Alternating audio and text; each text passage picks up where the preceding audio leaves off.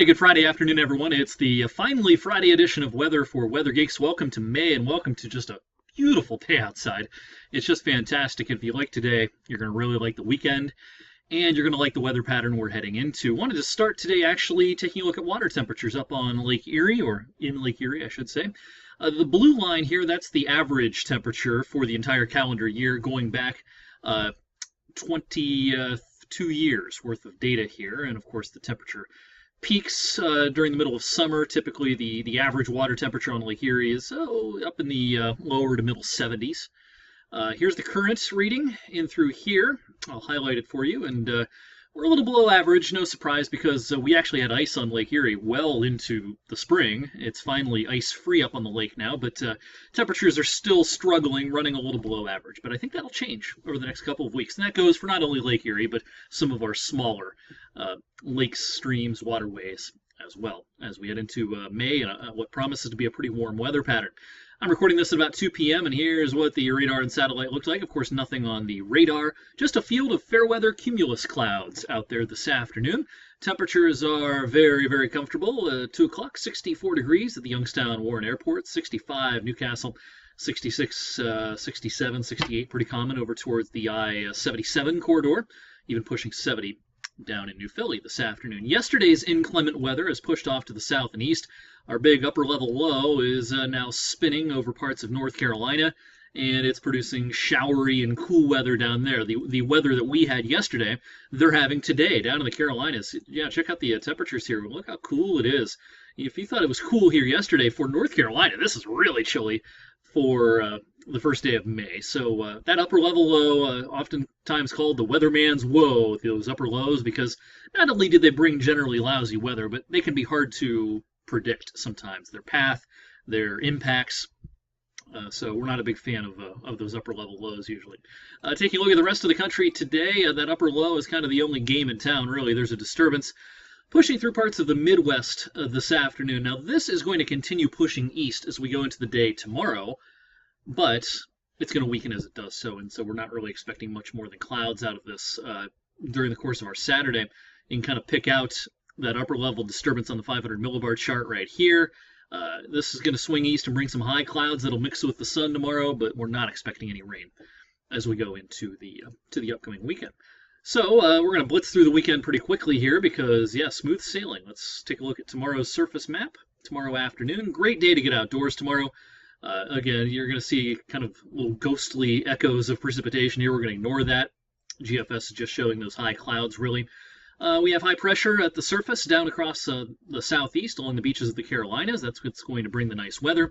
And a southwest wind developing on the backside of that high is what's going to bring in some of the warmth as we go into the upcoming weekend. So that's Saturday.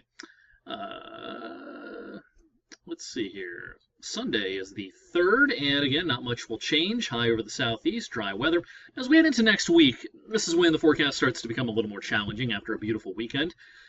You'll notice there's a front kind of draped in through here. It's what's separating two different highs, one off the coast of the southeast, one up across the upper Midwest. And that front's going to stall at some point. The question is, where does it stall? And I think on Monday it probably stalls far enough to the north, or is still far enough to the north, that the daylight hours Monday are likely to be dry. This is 8 o'clock Monday evening. GFS would suggest some showers and maybe some thunder getting into parts of northern Ohio. But even if this has exactly the right idea, this would be after dark, I think, as far as any problems for us. So we get into Tuesday. This is when our chances for rain will start to increase. I'll zoom back out here.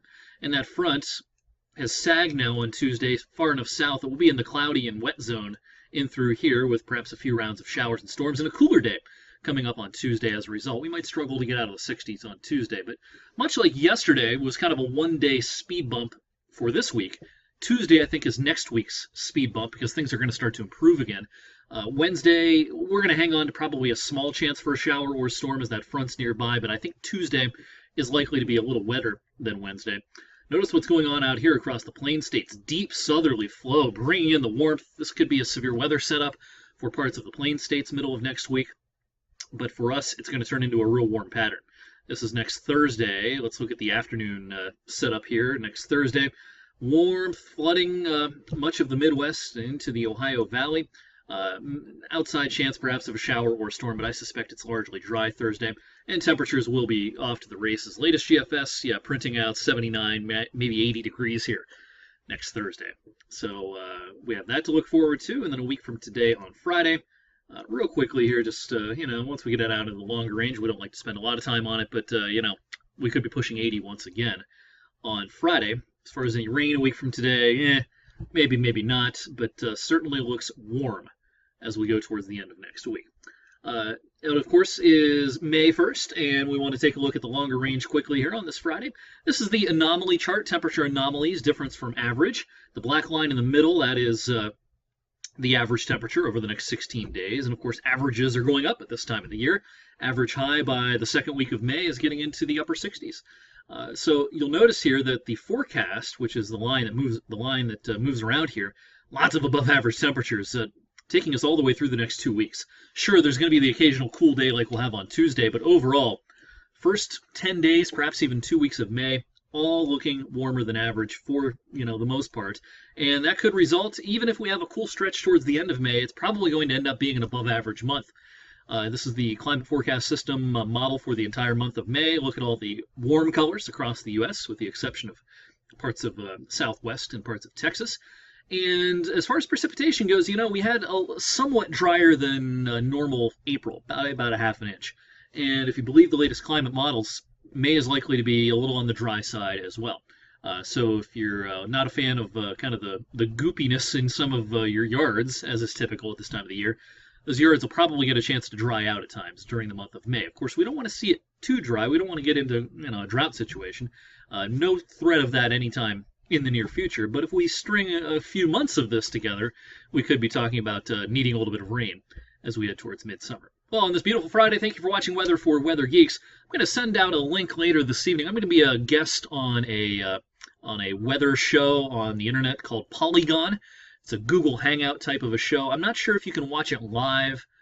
I'm not sure if you can watch the Google Hangout live, but once it's done, they'll post it on YouTube, and I'll send out that link later on. We're going to be talking about the Niles and overall the May 31st 85 outbreak, including the Newton Falls Niles Wheatland tornado. We're going to be talking about my career, what I was doing before I came here, and what I'm doing now. And I hope you find it interesting. So I'll send out that link later on this evening. I'm going to be doing that at about 8 o'clock Eastern Time. So anyway, have a great Friday, and I'll see you right back here on Monday. And I'll see you on TV tonight at 6 and 11.